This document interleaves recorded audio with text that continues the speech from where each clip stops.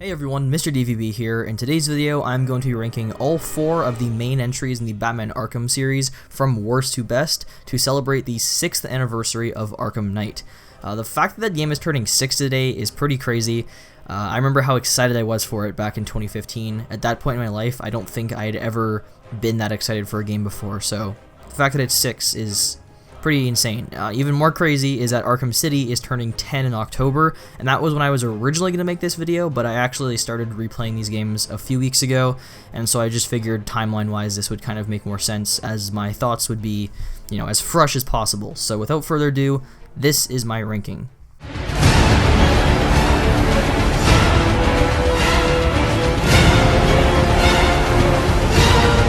So coming in last place is Batman Arkham Origins, which was the first game in the series chronologically, the third released overall, and the only one to not be developed by Rocksteady. Instead, it was made by W Games Montreal. So this was the one that I was most interested in revisiting, because I had not played it since probably 2015 or so. I used to play this game on back on the PS3, and it had been a very long time, so getting to revisit it was really nice, because there was a lot that I didn't remember. I still knew the story for the most part, but there was just, certain combat encounters and whatnot that I had kind of forgotten about over the years, and so getting to sort of revisit and rediscover those elements was really nice. I bought the game on my PC, so playing it in 60 FPS and in high settings and everything was definitely a good experience, because going back to the PS3 version of that game or trying to play it on PS Now, it looks terrible. There's just awful aliasing issues, and it's definitely not a very fun experience, so I opted for playing it on my computer, and I had a lot of fun doing that. So, talking about the actual game for a second, I'll start off with the pros first. Right off the bat, I think the combat and stealth sections and whatnot were improved over the previous 2 games, over Asylum and City. Definitely feels like WB Games just polished those elements. The combat here, it feels a bit more free-flowing. That's something I'm going to say a lot in this video, is free-flowing, but it definitely just feels, like there's more movement involved. You can kind of take out enemies faster and whatnot, which I enjoy. The game introduced a few new gadgets that were pretty fun, like there's the remote bat claw, which you can use to fire enemies and attach them to different objects and whatever, so they'll get pulled towards them. So that's pretty fun to do. It definitely gives you more options when you're in combat. You can use it to attach different gargoyles together so that you can walk across on a wire. Pretty fun stuff. So I definitely like those additions. They did definitely kind of rehaul the detective mode, and they included that whole evidence scanning thing where you can rewind crime scenes, which is great. It does, continuity-wise feel a little bit weird having a prequel with more high-tech equipment, but it's not a big deal. It is nice to have that there. It does kind of give you more of that detective feel.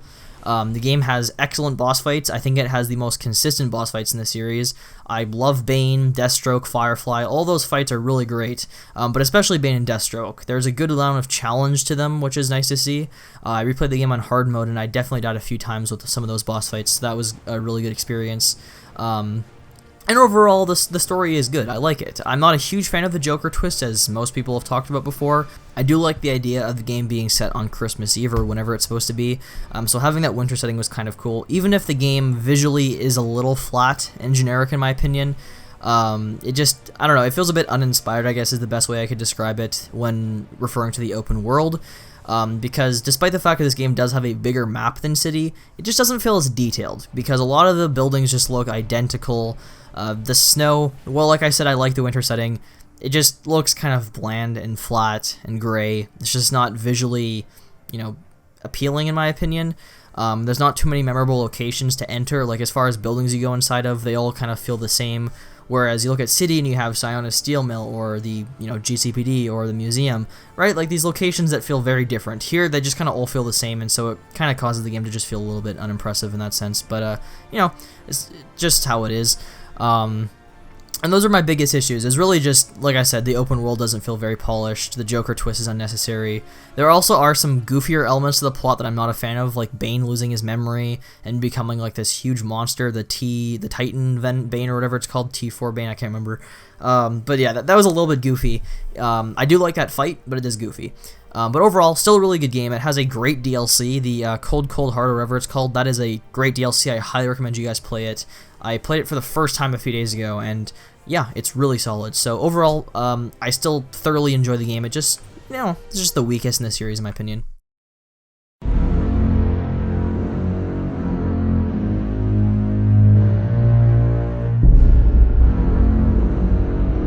landing in third place is Batman Arkham Asylum, the first entry in the series. Now, I had a hard time ranking this game in this list because, you know, it's such a great game. It's very nostalgic for me. It introduced us to this franchise.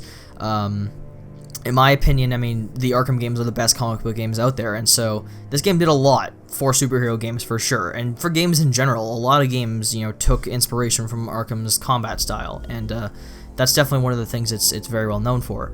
But the game has aged. When I replayed it, there was definitely some elements that I felt like had aged that were, you know, polished way more in the sequels and whatnot. And so that's kind of why I'm putting it here, despite the fact that I still think it's a phenomenal game. I still love it to death. As far as pros go, I mean, right off the bat, the aesthetic of the game, the tone, it is fantastic. Visually, I love the game. I think Arkham Asylum, while it's not open world, it is great to explore. It has this very gothic architecture to it, the way the buildings look. The interiors all feel unique and different. The tone of the game, like I said, is kind of eerie. It definitely has some good horror vibes in there, especially with the integration of Scarecrow and Croc into the game. Their sections are excellent. Really love those parts of the game. You know, the combat, like I said, it is definitely the weakest combat in the series because this was when it was first introduced, so it hadn't been fully polished, it hadn't reached its, you know, full potential yet, but still, fun to go through with it. It just doesn't feel that free-flowing. What I mean by that is it's kind of like in the other games, you kind of just jump around fighting enemies, you can go really fast with the combat. Here it feels slower, there's not as many combos, so it does definitely feel a little bit more sluggish in that sense, but, you know, it's still great overall. The puzzles are excellent here. I mean, I love the way that they handled Riddler in this game. That's one thing I forgot to mention. In Origins, Riddler, I mean, there's like the data packs, it's not as interesting. Here, Riddler, you know, you have the different puzzles and stuff to solve, which I really like, the riddles and whatnot, finding the actual question marks. All that stuff is just super enjoyable to do. And the voice cast. The voice cast is phenomenal. I mean, you got Kevin Conroy as Batman, you got Mark Hamill as Joker, the quintessential voices for those characters. And just, you know, hearing them on screen, it's so great. They work so well together, so that's always awesome. As far as the weak elements go, the game's bosses, I'll just talk about them first. They are not that good, to be honest. I do really like the Scarecrow and Croc sections, if you consider them boss fights. I do. Obviously with Scarecrow, you're just trying to stay out of his sight, and with Croc, you're trying to be very slow and not, you know, get him to go after you or whatever, but those sections do feel really eerie, and I like the setup to them. Especially Scarecrow, there's so much setup when you go into his sections. So great game design there. But the other bosses in the game, like Bane, who is basically just a Titan with extra health, you know, not a very good boss fight. There's like a ton of the Titan guys who get overused in this game, in my opinion. The final Joker boss is terrible. He barely fights you. The only boss fight besides Scarecrow and Croc that's good here, I'd say, is Poison Ivy. I think she's a pretty solid fight for the most part. But yeah, definitely some pretty weak boss fights here. There's also some really weird character models. I don't know what they were doing when they made this game, like the guys with the mohawks. Even Gordon looks weird. He kind of looks like a pro wrestler or something. I don't know. It's a bit odd. The character models are definitely bulky and a little bit dumb looking here, but whatever. Story-wise, I think the game's story is fine. Like, you know, Joker escaping in Arkham and everybody's all over the place. That's fine. I like that storyline. It's just the whole Titan Joker thing towards the end is a little bit goofy. I don't like it. I think he looks stupid. It does, I guess, work for the story of City and Night, so it's fine in that sense, but at the time, it does feel a little bit weird when you're taking on Joker with, like, bones protruding from his arms and stuff. It's pretty cheesy, but, yeah, still a phenomenal game. Definitely, like, my favorite from a tone aspect and from a, you know, aesthetic. Like, visually, I think this is the coolest game in the series.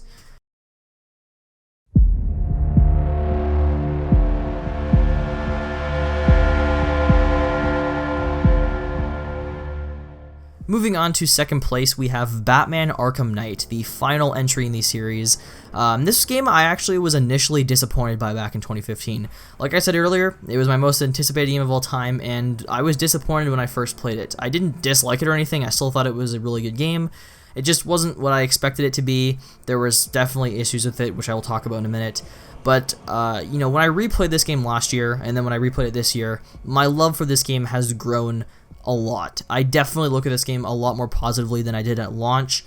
I think part of it was that it wasn't exactly what I expected, and a lot of that has to do with how they put Joker in this game, but I actually love that element now. So, kicking off the pros, this is the most perfect out of the series, the most polished. The combat here is excellent. It's so free-flowing. You're jumping around the map. Yeah, it looks kind of goofy at times, but it feels so good just beating the crap out of these criminals. It never felt better. The gadgets are great. It has the best gadgets in the series, in my opinion. They're all really awesome here. The traversal, gliding around Gotham has never felt this good. The detective mode, they perfect it even more here with the, bringing back what Origins had introduced with rewinding crime scenes.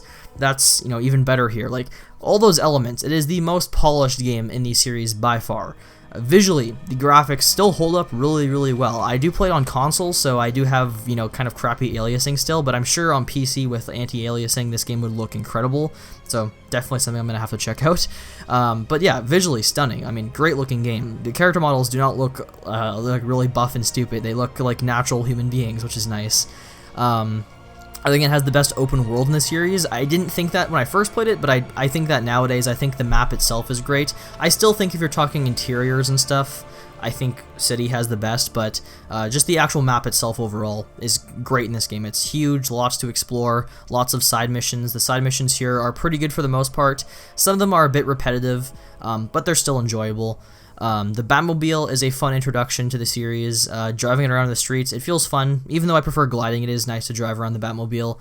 But the Batmobile is also the game's biggest weakness because they overuse the heck out of the tank sections. I don't think they're particularly terrible, but there's not much to them. They're kind of the same every single time.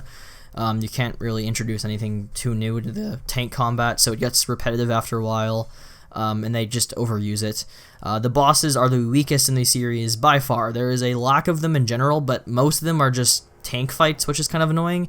And I don't necessarily hate all the boss fights. Like the Cloudburst I actually kind of enjoy. I do think it's kind of a tense boss fight because of how freaking fast that vehicle moves. But it's definitely, I mean, they could have had a really badass Arkham Knight fight. They didn't do that. They could have done some really cool stuff with Scarecrow's toxins, having some sections similar to Arkham Asylum. They didn't do that. Instead, they went for the Joker route, which, like I said, was something that I didn't quite like when I first played the game. I still think I enjoyed it, but it wasn't what I expected. But replaying it, I actually really, really like the way they incorporate Joker into the story, because I guess the way to explain it nowadays is that, honestly, like, the whole Arkham Knight and Scarecrow thing almost feels secondary to the inner conflict that Batman has with Joker, and these five other Jokers who all have a part of Joker's personality. It's a cool storyline that they just didn't market it that way, so it just felt weird when I first played it, and that was how the game was. But nowadays it's grown on me a lot, and I actually think that's awesome. So really good stuff there. So overall, excellent game. Again, boss fights are weak. The tank mode's overused. I think the Arkham Knight / Jason Todd twist was the most obvious thing they could have gone for, especially when he's never been mentioned in the games, and then all of a sudden there's flashback scenes with Jason in them. It's so obvious what they're doing at that point, so the twist just has no impact whatsoever. So I've always found that kind of funny. I don't mind him being Jason Todd, it's just that it was a very obvious twist. And the ending is somewhat unsatisfying. I don't like the idea of Nightfall where you have to do every single thing in the game in order to see the true ending. They could have done that whole thing that other games do where it's like you get the true ending and then you can kind of just go back 2 weeks to before he left and do the side missions, because games do that a lot, and I think that would have been fine. Because yeah, having to get like all of the Riddler trophies in order to see the ending, it's annoying, and I don't even really think the ending we got has a ton of payoff. It's an alright ending. I get what they're going for, but I don't know. I don't love it. But yeah, overall, Arkham Knight, excellent game. It has some really good DLCs. I love the Seasons of Infamy Most Wanted DLC, where you have Killer Croc, Freeze, Mad Hatter, and whatever the hell his name is. Raish. Those are all really good missions, so that was kind of cool to see. But yeah, excellent game. It has definitely grown on me over the years. Feels very polished and whatnot, and yeah.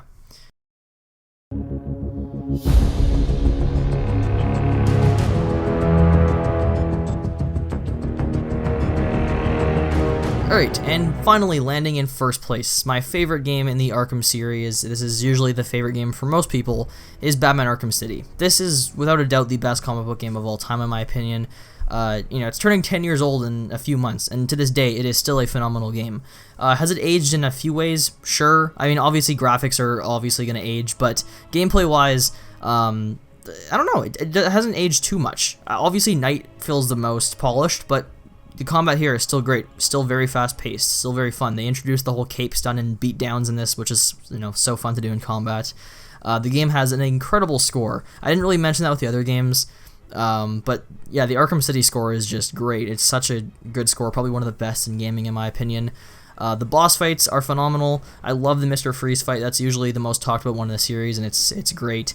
But the other ones like Clayface, you know, Raish, those are all really fun as well, and a lot of really cool elements with those fights that kind of make them feel different from each other. The open world is fantastic. It's a really great map. I love a lot of the locations. Like I said earlier, the map is a bit smaller nowadays looking back on it, but there's a lot of great buildings to go into that just feel different, like Siona Steel Mill, GCPD, you know, all of those. They all feel really cool, and it's nice to explore those. The side missions are the best in this series by far. Like, I love the Deadshot mission where you're tracking down the sniper victims, or like Mr. Zaz's phone calls, Hush's victims. All those are really, really cool, so getting to do those missions are great as well. The Riddler puzzles are great as well. I like the way they do the hostages in this, where you have to like solve those kind of puzzly locations where there's a hostage that Riddler has. Those are a lot of fun, definitely better than the racetrack sections in Night. I still think those racetracks are enjoyable, but they just don't really make sense for that character. So yeah, all that stuff. And then obviously the best element of them all is the story. The story here is the best in this series. Protocol 10, the mystery surrounding it, the reveal. I mean, the reveal isn't like crazy or anything, but it's still cool. Joker is just so good in this game. I think this version of Joker is like the best of all time in my opinion. The performance by Mark Hamill is so good here. The storyline that they chose to go with this character, killing him off, that still is like a shocking scene. It's so great. So just, you know, all of those elements, also positive. I honestly have barely any cons with this game. The only issue that I have is that the story is a little short. It's not a super long game. You can complete it in probably 6 or so hours if you've played it a few times. So it's not the longest game ever. I wish it was closer to like, you know, 12 or so, like double its length, but it's still great. It's still a phenomenal game, and it holds up extremely well. So there you go, guys. That is my ranking of all of the Batman Arkham games from worst to best. I did not include the Blackgate game or the VR game because I don't know, they're not main entries. I just didn't feel like it. But yeah, awesome series. I hope you guys enjoyed this video. Let me know what your ranking is down below. I'm really interested in seeing your guys' thoughts on these videos or on these games, and thank you for watching. So if you are new to the channel and you liked what you saw here and you want to see more movie and game related content, consider subscribing to Mr. DVB.